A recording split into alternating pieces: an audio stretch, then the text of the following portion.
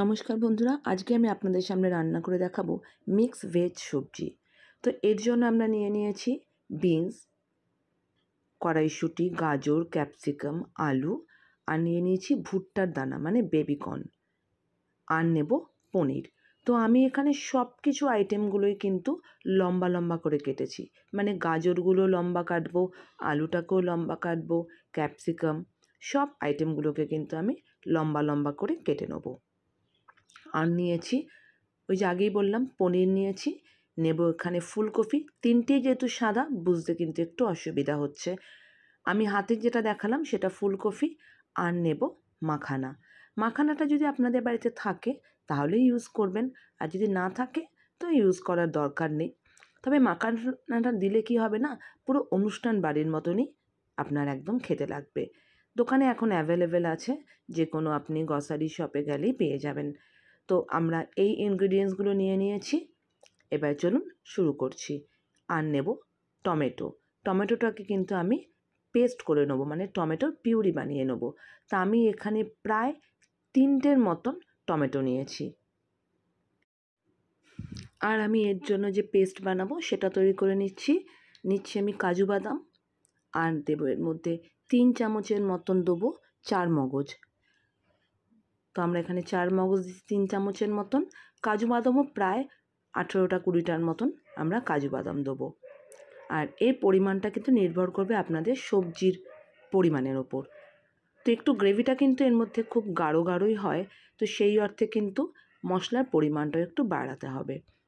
দিচ্ছি মগজ 3 চামচ, আর দিয়েছি আমরা প্রায় 2.5 চামচের মতন পোস্ত। এটাকে আমরা ভালোভাবে মিশিয়ে জল দিয়ে ভিজিয়ে রাখবো, যাতে কাজু বাদামটা নরম হয়ে যায়, আমাদের পেস্ট করতে সুবিধা হয়। আর আমরা এক সাইডে গরম জল বসিয়ে দেবো, গরম জলটাকে ঢেকে ভালোভাবে হতে দেবো, তার কারণ আমরা এই সবজিগুলোকে কিন্তু সেদ্ধ করে নেব। তো আমরা এক সাইডে গরম জল বসিয়ে দিয়েছি। এবারে আমরা এই গরম জলের মধ্যে প্রথমে দিয়ে দেবো ফুলকপিগুলো, কারণ ফুলকপি সেদ্ধ হতে একটু সময় লাগে, ডাঁটগুলো যেহেতু থাকে তাই জন্য। আগে আমরা ফুলকপিগুলোকে দিয়ে এটাকে আমরা মোটামুটি মিনিট 2-3 ভালোভাবে বয়েল হতে দেবো, জলটাকে ফুটতে দেবো। তো আমরা একটু নুন দিয়ে দিলাম, ভালোভাবে যখন ফুটে উঠবে তারপরে আমরা বাকি সবজিগুলোকে দেবো। তো যেই সবজিগুলো আগে দেওয়ার প্রয়োজন, মানে যেগুলো একটু শক্ত, যেটু সেদ্ধ হতে সময় বেশি দিতে হবে, সেগুলোকে আগে দেবো। তো আমরা এটাকে ঢেকে দিয়ে মোটামুটি 2-3 মিনিটের মতন হতে দেবো, যাতে সবজিগুলো গলেও যাবে না কিন্তু মোটামুটি 50%-এর মতন সেদ্ধও হয়ে যাবে। তো ফুলকপিগুলোকে আগে দিয়ে দিলাম আমরা। এবারে দেখুন ভালোভাবে ফুটতে শুরু করেছে। ফুলকপিগুলো যেহেতু ফুটতে শুরু করেছে, 2-3 মিনিট হয়েও গিয়েছে, এবারে আমরা ছাঁকনির সাহায্যে ফুলকপিগুলোকে তুলে সাথে সাথে আমরা ঠান্ডা জলে দিয়ে দেবো। আপনারা চাইলে জলের মধ্যে বরফও দিতে পারেন, আর নইলে নর্মাল কলের জলও দিতে পারেন। যেহেতু আমাদের এখন প্রচণ্ড বৃষ্টি চলছে, তো কলের জল, নর্মাল জল ঠান্ডাই আছে, আমি বরফ দিইনি, আমি ওই নর্মাল কলের প্লেন জলেই সবজিগুলোকে মানে ফুলকপিটাকে দিয়ে দিলাম। এইবারে দেব ওই জলেই আগে দিচ্ছি বিনসগুলো, কারণ বিনস একটু সেদ্ধ হতে সময় নেয়, সেই জন্য আগে আমরা বিনসটাকে দিলাম। বিনসটা মোটামুটি দেওয়ার 1-2 মিনিট বাদে আমরা দিয়ে দেবো গাজরটা। আপনাদের হয়তো মনে হচ্ছে সাথে সাথে দিয়েছি, না, আমি কিন্তু 1-2 মিনিট ওয়েট করেছি, তারপরে আমরা দিলাম গাজর। তো এই সব সবজি কিন্তু আমরা বয়েল করে তারপরে কিন্তু আমরা এই মিক্স সবজিটা ইউজ করব। তো বন্ধুরা, আমি সঙ্গমিত্রা সাহা, আপনারা দেখছেন আজিজ মাসালা কিচেন। আজকে আমি আপনাদের সামনে রান্না করে দেখাবো মিক্স ভেজ সবজি, যেটা কিনা আমরা অনুষ্ঠান বাড়িতে খেয়ে থাকি, সেটাই আমরা বাড়িতে কিভাবে পেঁয়াজ রসুন ছাড়া রান্না করব আপনাদের সামনে সেটাকেই আমি প্রস্তুত করব। এটা কিন্তু লুচি, পরোটা, নানের সাথে ভীষণই ভালো লাগে। তো আমার যদি এই রেসিপিটা আপনাদের ভালো লেগে থাকে তো আমার চ্যানেলটি সাবস্ক্রাইব করবেন, শেয়ার করবেন, আর পাশে থাকা বেল আইকনটা অবশ্যই প্রেস করবেন, যাতে আপনাদের নোটিফিকেশানটা আপনারা সঠিক সময় পেয়ে যান। তো দেখুন গাজর আর বিনসটাও আমাদের প্রায় 2-3 মিনিট হয়ে গেছে। এইবারে আমরা এর মধ্যে দিয়ে দিচ্ছি আলু। যেহেতু আমি চন্দ্রমুখী আলু ইউজ করছি, তো ফলে আলু কিন্তু সেদ্ধ হতে খুব বেশি সময় লাগবে না, কারণ এরপরে আমরা আবার মশলার মধ্যে এটাকে একটু কষাবো। তো আলুটাকে দিয়ে দিলাম, দিয়ে দিচ্ছি কড়াইশুঁটি। তো এই সিজনে কড়াইশুঁটি কিন্তু আমার ফ্রোজেন করা ছিল, সেই কড়াইশুঁটি আমি ইউজ করছি। আপনারা চাইলে দোকান থেকে কেনা ইউজ করতে পারেন, আর যদি এই সময় না থাকে বাড়িতে, মানে কিনে আনাও সম্ভব হচ্ছে না, কড়াইশুঁটিটাকে স্কিপও করতে পারেন। তবে সব সবজি দিয়ে করলে এর টেস্টই আলাদা হয়। তো আমি কড়াইশুঁটিটাকেও দিয়ে দিলাম, আলুটাকেও দিয়ে দিলাম, আবারও মোটামুটি 1 মিনিটের মতন এটাকে ভালোভাবে ফুটতে দেবো। তো এইবারে আমাদের সব সবজি সেদ্ধ হয়ে গেছে মোটামুটি। আগেই বলেছি 50%-এর মতনই আমরা কিন্তু সেদ্ধ করব, 50 to 60, এর বেশি কিন্তু নয়।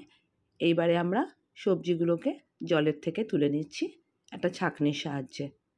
দিয়ে আমরা সাথে সাথে ওই ঠান্ডা জলটা, নর্মাল যে আমার জলটা ছিল তার মধ্যে দিয়ে দেবো, যাতে এটা ওভারকুক হয়ে না যায়। কারণ সবজিগুলো যদি ওভারকুক হয়ে যায় না, ঘাটা ঘাটা হয়ে যাবে, তাহলে কিন্তু অনুষ্ঠান বাড়ি কিংবা দোকানের মতন, রেস্টুরেন্টের মতন হবে না।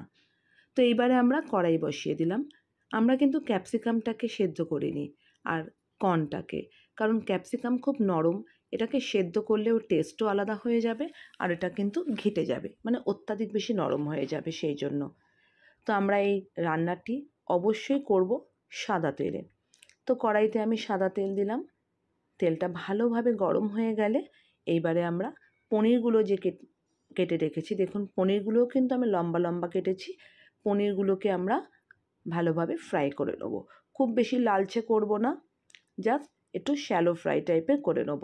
অল্প একটু নুন দিলাম, দিয়ে এবারে পনিরগুলোকে আমরা ফ্রাই করে তেলের থেকে তুলে নেব।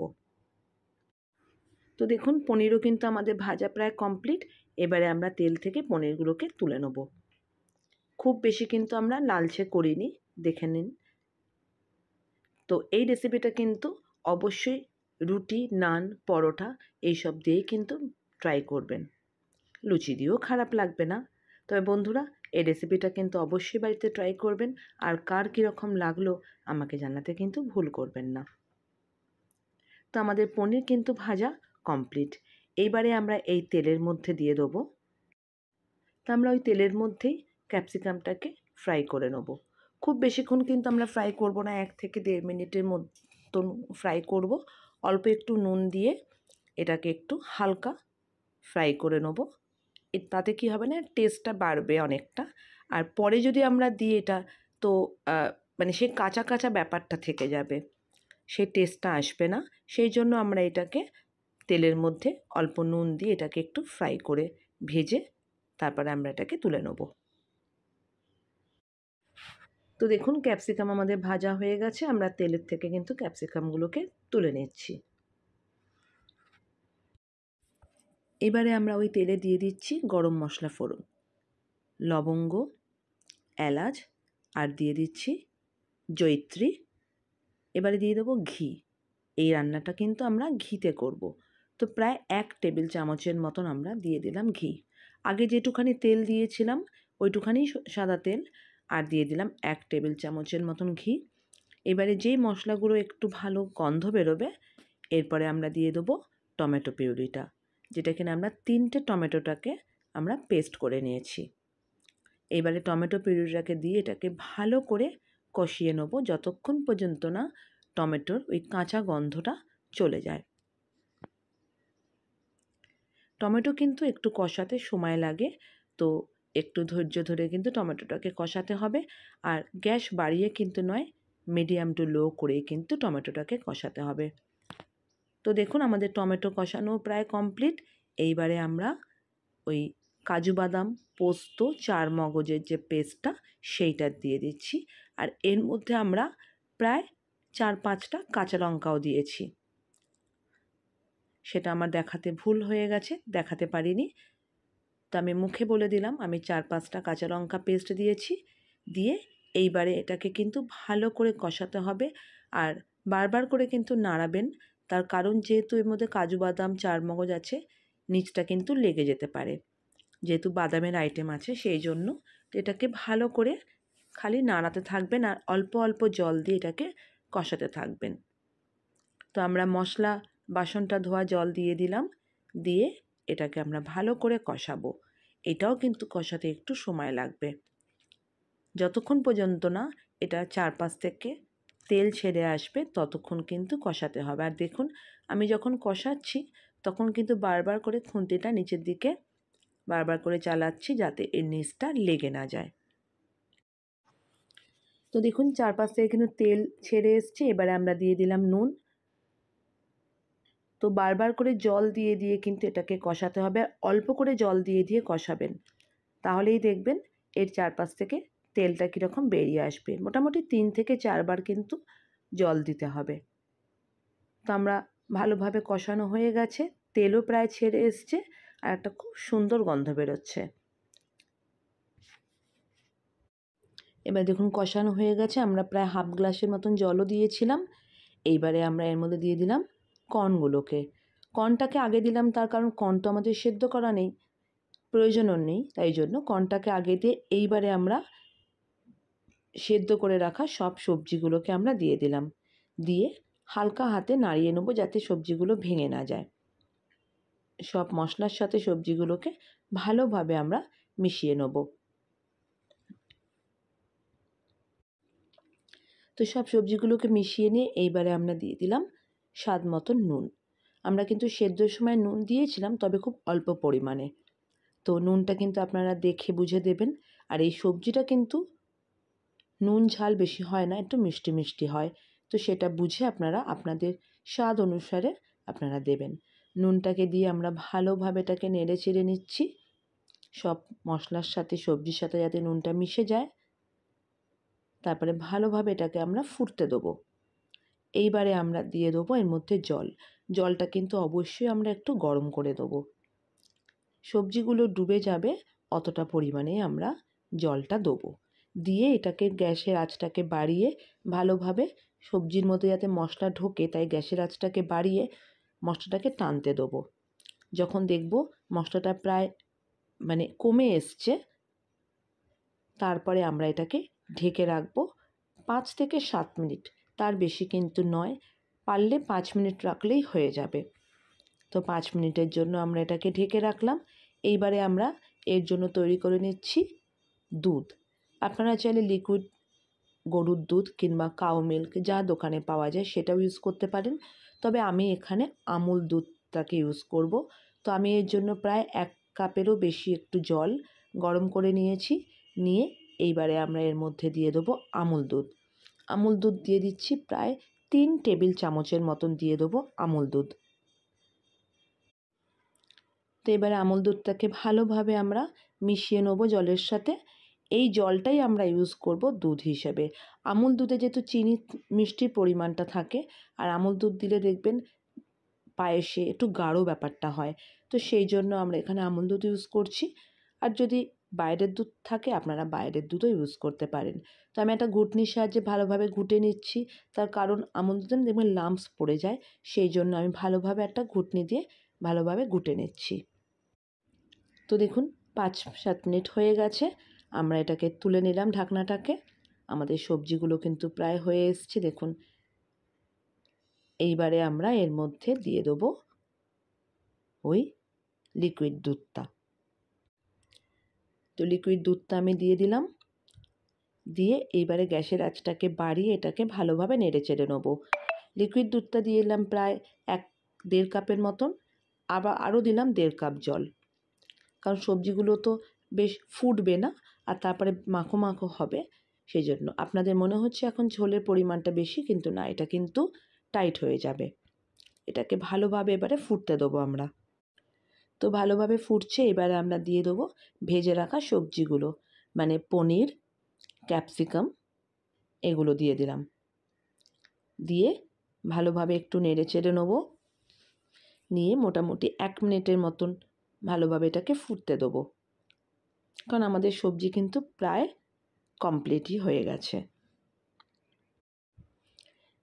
যেই ফুটতে শুরু করেছে এইবারে আমরা দিয়ে দিলাম মাখানাগুলো। মাখানাগুলোকে কিন্তু আপনারা চাইলে ড্রাই রোস্ট করে শুকনো কড়াইতে ভালোভাবে নেড়ে চেড়ে নিতে পারেন। আমি এখানে আর কড়াইতে শুকনো কড়াইতে নেড়ে চেড়ে নিইনি, ডাইরেক্ট আমি দিয়ে দিয়েছি। তবে শুকনো কড়াইতে যদি একটু অল্প বাটার দিয়ে আপনারা ভালোভাবে একটু মানে ড্রাই রোস্ট করে দেন, তাহলে এগুলো না একটু মচমচে থাকে, কিন্তু আমার আর সেটা করা হয়নি। এবারে আমরা দিয়ে দিলাম মিষ্টি। যেহেতু এখানে কাজু বাদাম পড়েছে, আমুল দুধ পড়েছে, খুব বেশি মিষ্টিটা দেওয়ার প্রয়োজন নেই। আমি এখানে প্রায় 1 চামচের মতন দিয়ে দিলাম চিনি, আর দিয়ে দিচ্ছি এলাচের গুঁড়ো 1/2 চামচের মতন। দিয়ে এটাকে এবারে ভালোভাবে নেড়েচেড়ে নেবো। দেখুন আমাদের কিন্তু এটা এখনই মাখা মাখা হয়ে গেছে, আর যখন রেখে দেবো ঠান্ডা হয়ে যাবে তখন কিন্তু আরও এটা টেনে যাবে। তো আমাদের মিক্স ভেজ সবজি কিন্তু তৈরি পরিবেশন করার জন্য। এবারে আমরা এটাকে নামিয়ে নিয়ে পরিবেশন করব। তো বন্ধুরা, আমাদের মিক্স ভেজ সবজি কিন্তু তৈরি পরিবেশন করার জন্য। তো এটা অবশ্যই বাড়িতে ট্রাই করবেন। কার কীরকম লাগলো আমাকে জানাতে ভুল করবেন না। আবারও দেখা হবে নতুন কোনো রেসিপির সাথে। নমস্কার।